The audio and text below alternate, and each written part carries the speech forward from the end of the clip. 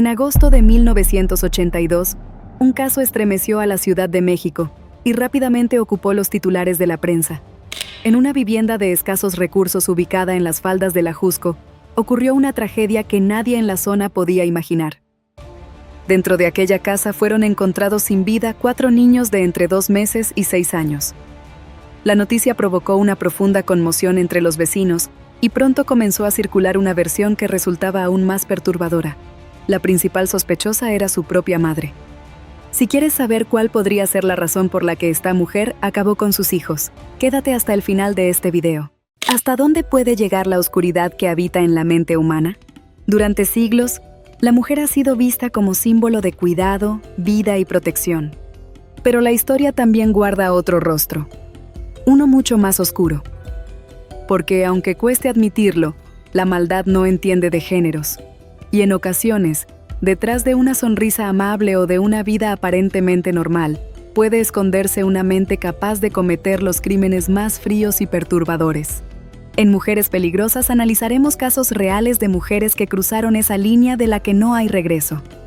Mi nombre es Valeria López, y 3 veces por semana exploraremos juntos estas historias. Cuéntame en los comentarios desde dónde nos estás viendo, deja tu me gusta, y suscríbete para no perderte ningún caso. Y ahora sí, comencemos. Elvira Luz Cruz nació en 1954 en la localidad de Milpillas, en el estado de Michoacán, México. Creció en una familia campesina numerosa compuesta por sus padres y 9 hijos, en un entorno marcado por la pobreza y las carencias materiales. Durante su infancia habría sufrido episodios de maltrato dentro del hogar. Debido a las dificultades económicas de su familia, Elvira apenas pudo completar el primer año de educación primaria. Desde muy pequeña tuvo que comenzar a trabajar y colaborar en las tareas domésticas para ayudar al sustento familiar. Cuando tenía 9 años, su padre falleció. Un año después, su familia decidió trasladarse a la Ciudad de México con la esperanza de encontrar mejores oportunidades. Inicialmente se instalaron como paracaidistas, nombre con el que en México se conoce a las personas que ocupan terrenos de manera informal para construir viviendas. Sin embargo, con el tiempo fueron desalojados y, junto con otros habitantes del lugar, se trasladaron a otra colonia. A los 13 años, Elvira ya trabajaba como empleada doméstica. Poco después de cumplir 15 años, también perdió a su madre, por lo que terminó viviendo con una de sus hermanas, quien era viuda y tenía 3 hijos. Años más tarde inició una relación con un joven llamado Marcial Caballero.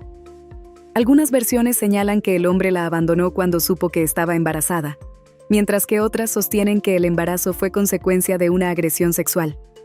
Tras ese episodio, Elvira se alejó de Marcial y comenzó a trabajar como empleada doméstica en la casa de una familia acomodada. Tiempo después nació su primer hijo, Israel. Para entonces, Elvira ya buscaba una forma de establecerse nuevamente en la ciudad y encontrar un lugar donde vivir junto al niño. Después de un tiempo trabajando como empleada doméstica y ya con su hijo Israel, Elvira volvió a la zona donde había vivido anteriormente.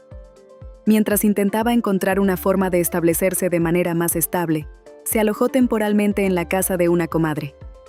Fue entonces cuando una vecina le habló de un asentamiento que estaba comenzando a formarse en Bosques del Pedregal, en las faldas del volcán Ajusco. Allí varias familias estaban ocupando terrenos y levantando viviendas improvisadas. Elvira decidió trasladarse hasta ese lugar con su hijo y ocupar un pequeño lote donde levantó una casa precaria. En ese nuevo entorno conoció a Nicolás Soto Cruz, un albañil que también vivía en el asentamiento. Nicolás residía junto a su madre, Eduarda Cruz Cortés, y varios de sus hermanos menores, entre ellos una adolescente llamada Carmela Soto Cruz.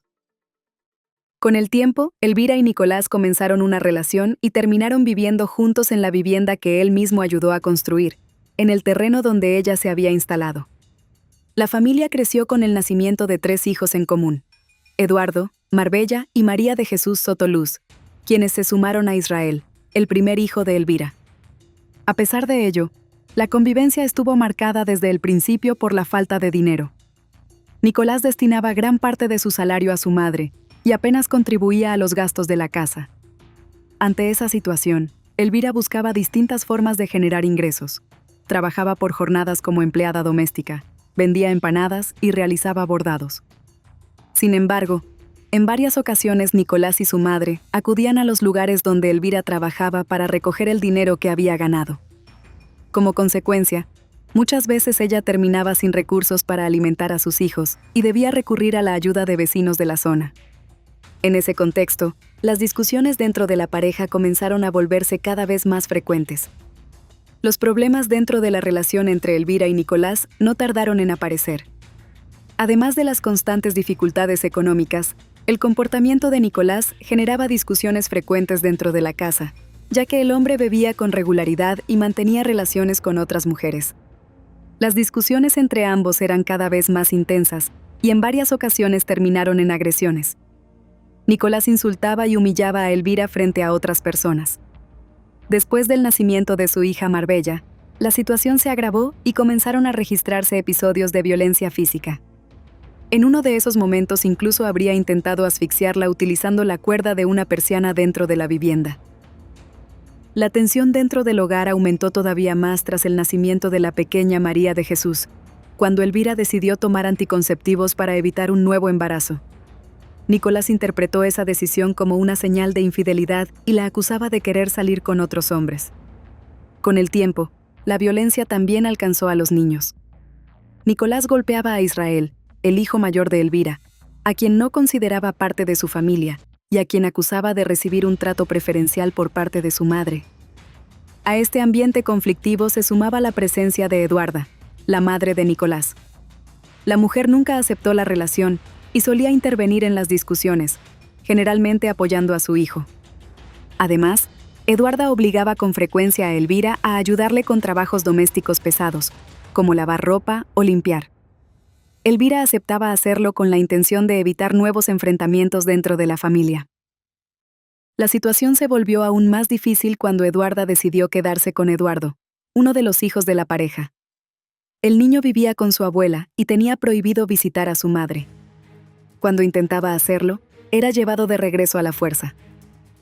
Mientras tanto, Nicolás continuaba manteniendo relaciones con otras mujeres. El hombre no ocultaba estas aventuras e incluso llegaba a presentarlas en la casa de su madre, donde eran recibidas como si formaran parte de la familia. Uno de los episodios que más afectó a Elvira ocurrió en diciembre de 1981, durante la última Navidad que pasó cerca de la familia de Nicolás. Ese día, el hombre llegó acompañado de una mujer llamada Angelina, con quien tenía una hija pequeña de aproximadamente la misma edad que Marbella. A pesar de todo, Elvira se encontraba en una situación difícil. No tenía dinero ni un lugar claro al cual ir con sus hijos si decidía abandonar la relación. Finalmente tomó la decisión de irse a vivir con una de sus hermanas junto a los niños. Sin embargo, unos meses después una vecina le advirtió que se realizaría un censo en el asentamiento y que, si no estaba presente, podría perder el terreno donde había construido su casa. Por ese motivo regresó a la Jusco. Pero tras su regreso, los conflictos dentro de la familia no hicieron más que intensificarse. Para los primeros días de agosto de 1982, la situación dentro del hogar era cada vez más tensa. Las discusiones entre Elvira y Nicolás se habían vuelto frecuentes y el ambiente familiar estaba marcado por conflictos constantes. En ese contexto, Elvira parecía estar sentada sobre un barril de pólvora que, tarde o temprano, terminaría estallando y desencadenando una tragedia que nadie imaginaba. El domingo 8 de agosto, mientras Elvira permanecía en su casa atendiendo sus labores cotidianas, en la vivienda de Eduarda se celebraban los 15 años de Carmela, hermana menor de Nicolás. Israel le pidió a su madre que lo dejara ir a la fiesta porque, según le dijo, habría pastel. Elvira le respondió que no podía acompañarlo, pero finalmente le permitió asistir. Con el paso de las horas comenzó a preocuparse, por lo que decidió acercarse hasta la celebración junto a Marbella y la pequeña María de Jesús. Existen distintas versiones sobre lo que ocurrió cuando llegó al lugar. Una de ellas señala que Elvira encontró a Nicolás conversando con varias jóvenes invitadas a la fiesta. En ese momento la bebé se despertó, y mientras ella trataba de atenderla se produjo una discusión entre ambos. Otra versión sostiene que el conflicto comenzó porque en la fiesta también estaba presente una mujer con la que Nicolás mantenía una relación, acompañada por una niña de aproximadamente 2 años que sería hija de ambos. Más allá de cuál de estas versiones sea correcta, varios testimonios coinciden en que aquella noche terminó en una fuerte discusión entre la pareja. Lo ocurrido durante ese fin de semana marcaría el inicio de los hechos que se desarrollarían el día siguiente. La mañana del lunes 9 de agosto de 1982, la tensión acumulada durante los días anteriores volvió a estallar dentro de la vivienda de la mujer. Ese día se produjo una fuerte discusión entre Elvira y Nicolás. Durante el altercado, el hombre terminó golpeándola y los gritos se escucharon fuera de la casa. Después de ese momento, el lugar quedó en silencio durante varios minutos. Pasado un tiempo, los ruidos y las voces alteradas volvieron a escucharse. Durante la discusión también se encontraba presente Eduarda. En medio del enfrentamiento intervino insultando a Elvira y pidiéndole a su hijo que recogiera sus cosas para marcharse. Nicolás comenzó entonces a reunir algunas de sus pertenencias con la intención de abandonar la vivienda. En medio de ese ambiente de tensión, Elvira le pidió a Israel que fuera a la casa de su madrina para pedirle prestado 50 pesos, una pequeña cantidad de dinero con la que pensaba viajar hasta la casa de su familia para pedir ayuda. El niño salió de la casa y caminó hasta la vivienda de su madrina. Poco después regresó con las manos vacías. La mujer le había dicho que no tenía dinero para prestarle. Mientras tanto, Nicolás terminó de recoger algunas de sus cosas y salió de la casa acompañado por su madre. Minutos después se dio cuenta de que había olvidado su guitarra dentro de la vivienda. Antes de irse a trabajar, le pidió a Eduarda que regresara a buscar el instrumento. Eduarda volvió entonces a la casa acompañada por Carmela y tocó la puerta. Desde el interior, Elvira respondió que no podía abrir. Ante la falta de respuesta, Eduarda decidió entrar por la parte trasera de la vivienda. Lo que encontró al cruzar esa puerta cambiaría por completo el curso de la historia. Cuando Eduarda entró, se encontró con una escena que la dejó paralizada. En ese momento, Elvira sostenía a la pequeña María de Jesús por el cuello. Al mismo tiempo, tenía una cuerda atada al techo de la vivienda con la que intentaba quitarse la vida. Y antes de continuar con esta historia, si te gusta este tipo de contenido, no olvides suscribirte al canal y dejar tu me gusta. Eso me ayuda muchísimo a seguir trayendo más casos. Ahora sí, continuemos. Los gritos de Eduarda alertaron a los vecinos del lugar, que comenzaron a acercarse rápidamente a la casa. Entre varias personas lograron bajar a Elvira, quien terminó cayendo al suelo inconsciente. Mientras tanto, Eduarda salió a buscar a Nicolás para informarle lo que había ocurrido. Al encontrarlo, le dijo que debía ir a buscar a la policía. Nicolás salió corriendo y poco después encontró a 2 agentes, a quienes informó que sus 4 hijos habían muerto y que la responsable era la madre de los niños. Los policías se dirigieron entonces hacia la vivienda guiados por Nicolás. Al entrar en la casa encontraron los cuerpos de los 4 menores y también a Elvira en el suelo, con una cuerda alrededor del cuello. En un primer momento pensaron que ella también estaba muerta. Los agentes se apresuraron a cortar la cuerda. En el otro extremo estaba atada la pequeña María de Jesús, que ya no tenía vida. En la vivienda estaban los 4 niños: Israel, de 6 años, Eduardo, de 3, Marbella, de 2, y la bebé María de Jesús, de apenas 2 meses y medio. Israel estaba cerca de la cocina, mientras que Eduardo y Marbella permanecían sobre la cama. Poco después, Elvira recobró el conocimiento. Al abrir los ojos se encontró rodeada de policías y vecinos que la acusaban de haber matado a sus hijos. En ese mismo momento fue detenida y trasladada para iniciar las investigaciones. Sin tomarle declaración en el lugar, fue llevada directamente ante las autoridades, donde comenzaría el proceso judicial en su contra. La noticia de la muerte de los 4 niños se difundió rápidamente por la zona y en poco tiempo atrajo la atención de la prensa local y nacional. El caso provocó una fuerte conmoción entre los habitantes del lugar y comenzó a ocupar titulares en distintos medios de comunicación. En los días siguientes, la imagen de Elvira apareció en varias portadas de periódicos. En esas publicaciones se le atribuían apodos como la Hiena del Ajusco, la Fiera del Ajusco o la Medea del Ajusco, mientras distintos artículos intentaban explicar los posibles motivos detrás del crimen. Las primeras versiones señalaban que Elvira habría atacado a sus hijos en medio de un arranque de celos, luego de haber visto a Nicolás acompañado por otra mujer durante la fiesta celebrada el día anterior. Al mismo tiempo comenzaron a circular declaraciones que se atribuían a la propia Elvira en el momento de su detención. Según algunas de esas versiones, la mujer habría dicho que no soportaba escuchar a sus hijos llorar de hambre y que había actuado en un momento de desesperación al no tener dinero para alimentarlos. Los informes iniciales también indicaban que los 4 niños habían muerto por asfixia. De acuerdo con esas reconstrucciones, el primero en morir habría sido Israel, quien fue sorprendido por la espalda y sofocado con un calcetín que fue presionado alrededor de su cuello. Después habría sido el turno de Eduardo, a quien se le habría quitado la vida de forma similar utilizando un trozo de tela. Luego habría sido Marbella, quien fue asfixiada con un fajero de bebé. Finalmente, Elvira se dirigió hacia la pequeña María de Jesús, a quien atacó con sus propias manos antes de atarla a la misma cuerda con la que posteriormente intentó quitarse la vida. Mientras estas versiones circulaban en los medios, la investigación continuaba y las autoridades iniciaban el proceso judicial para determinar la responsabilidad de Elvira en la muerte de los 4 menores.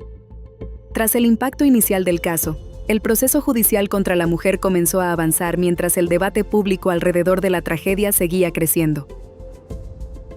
Con el paso de los meses, distintas organizaciones sociales y grupos vinculados a la defensa de los derechos humanos empezaron a interesarse en la situación de la mujer. Aunque nadie intentaba justificar la muerte de los 4 niños, algunas voces pedían que también se analizaran las condiciones personales y el contexto en el que había vivido. Durante ese periodo, especialistas realizaron evaluaciones psicológicas que describían a Elvira como una persona con baja autoestima, episodios de disociación mental y dificultades para controlar sus emociones. También se mencionaban posibles cuadros de depresión. Mientras permanecía bajo custodia, Elvira tuvo que recibir atención médica. Se informó que padecía anemia severa y que sufría desmayos frecuentes relacionados con la falta de alimentos. En paralelo, los cuerpos de los 4 menores permanecieron varios días en el servicio de medicina forense. Posteriormente, una de las hermanas de Elvira reclamó los restos de los niños para proceder con su cremación y trasladar las cenizas hasta Michoacán. A comienzos de 1983, una jurista reconocida por su participación en distintos movimientos sociales asumió la defensa legal de Elvira, quien ya enfrentaba formalmente un proceso penal. El caso llegó a sentencia el 18 de enero de 1984. Ese día, el tribunal la declaró culpable a sus 28 años y le impuso una condena de 23 años de prisión. La decisión se sustentó principalmente en las declaraciones de la propia acusada y en los testimonios de Nicolás, Eduarda y Carmela. Tras conocerse el veredicto, tanto la defensa como el Ministerio Público presentaron recursos de apelación. Los abogados de Elvira cuestionaron distintos aspectos del proceso, mientras que la Fiscalía consideraba que la pena resultaba insuficiente frente a la gravedad del crimen. Los defensores también señalaron que el juicio había estado rodeado de varias irregularidades. Entre sus argumentos destacaban que los principales acusadores, su pareja y su suegra, habían mantenido durante años una relación marcada por el maltrato hacia Elvira. Incluso se llegó a plantear la posibilidad de que Nicolás pudiera haber sido quien le quitó la vida a los niños y posteriormente la acusara a ella de los crímenes. Sin embargo, esta hipótesis nunca fue confirmada por las autoridades. Mientras tanto, el Ministerio Público solicitó que la sentencia fuera modificada para aplicar la pena máxima contemplada en ese momento, que alcanzaba los 40 años de prisión. Finalmente, en noviembre de 1984, el Tribunal Superior de Justicia del Distrito Federal resolvió aumentar la condena y fijó la pena definitiva en 28 años de cárcel. Con esa decisión, la sentencia contra Elvira Cruz quedó firme. Después del veredicto, muchos titulares continuaron presentando a Elvira bajo los mismos apodos que habían circulado desde el inicio del caso. Las versiones sobre los posibles motivos del crimen siguieron centrándose en los celos, la pobreza extrema y el llanto constante de los niños por falta de alimento. Sin embargo, con el paso del tiempo también comenzaron a aparecer nuevas miradas sobre la historia. Libros, documentales, obras de teatro y producciones cinematográficas retomaron el caso y contribuyeron a mantenerlo presente en la opinión pública. Una de las producciones más conocidas fue la película Los motivos de Luz, dirigida por Felipe Casals. La cinta generó una fuerte polémica y llevó a los abogados de Elvira a presentar una demanda contra el director, los guionistas, la productora y la distribuidora por presunta difamación y daño moral. El proceso legal se resolvió años después. un juez determinó que las empresas productora y distribuidora debían asumir responsabilidad, y aunque no se otorgó la indemnización completa que solicitaba la defensa, se ordenó que Elvira recibiera el 15% de la recaudación en taquilla. Finalmente obtuvo alrededor de 3 millones de pesos, una suma equivalente aproximadamente a $150,000. Mientras tanto, distintos grupos de derechos humanos continuaron impulsando acciones para revisar el caso y solicitar su liberación. Ese objetivo se alcanzó el 9 de julio de 1993, cuando Elvira salió de prisión tras haber pasado 10 años y 11 meses encarcelada. Durante ese tiempo aprovechó para continuar sus estudios. Dentro del penal logró terminar la primaria, la secundaria y el bachillerato. También realizó cursos de mecanografía, costura e inglés. Durante su estancia en prisión, mantuvo una conducta considerada ejemplar y llegó a casarse con un hombre al que conoció mientras se encontraba recluida, ya que era familiar de una de sus compañeras de celda. Después de recuperar la libertad, Elvira se alejó completamente de la vida pública y no volvió a saberse de ella. Por su parte, Nicolás nunca volvió a casarse ni tuvo más hijos. Con el paso de los años terminó trabajando como cantante callejero para ganarse la vida. Eduarda perdió la vista debido a complicaciones derivadas de la diabetes que padecía. Más de 4 décadas después, el caso de Elvira Cruz sigue siendo uno de los episodios más perturbadores en la historia criminal de México. 4 niños pequeños perdieron la vida, y la principal acusada fue su propia madre. Pero detrás de esa tragedia surgieron preguntas que todavía hoy dividen opiniones. ¿Se trató de un crimen brutal sin explicación? ¿O del desenlace extremo de una vida marcada por la pobreza, el maltrato y la desesperación? Con el paso de los años, la conversación no solo se centró en las víctimas del crimen. También comenzó a contarse la historia de una mujer que creció en un entorno de carencias y violencia, y que para algunos fue arrastrada por esas circunstancias hasta cometer aquellos actos. Otros, en cambio, sostienen que ninguna situación puede justificar el asesinato de sus propios hijos. Hoy, el expediente sigue dejando más preguntas que respuestas. ¿La condena que recibió Elvira fue realmente justa? ¿O las autoridades debieron imponer un castigo mucho más severo? La historia sigue abierta al juicio de quienes la conocen. Y así llegamos al final del caso de hoy. Me gustaría mucho conocer tu opinión, así que te invito a dejarla en los comentarios, siempre con respeto hacia las víctimas y sus familias. Si te gusta este contenido, no olvides suscribirte, dejar tu me gusta y compartir este video. Soy Valeria y te espero en el próximo episodio de Mujeres Peligrosas. Hasta la próxima.